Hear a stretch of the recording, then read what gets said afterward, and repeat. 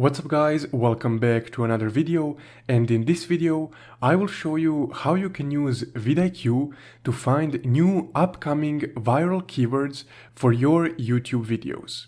Or in other words, how to find new trending keywords. So of course for this to work, you would need to first open up your vidIQ account. If you don't have a vidIQ account already, I will leave a sign up link in the description below. So once you open up your account, you will automatically be on your vidIQ dashboard, this right here. So from your dashboard, on this drop-down menu right here, go to Keywords.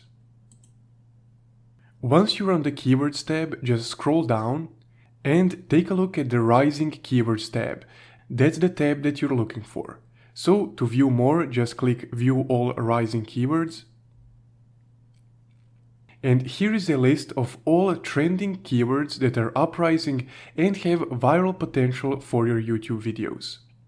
So under the volume change, you can see the change in search volume for these specific keywords. And this list goes on, so you can potentially find hundreds of new keywords to incorporate in your videos, titles, descriptions, etc. etc. So that's how you can find trending keywords using vidIQ. If you found this video helpful, don't forget to leave a like and subscribe.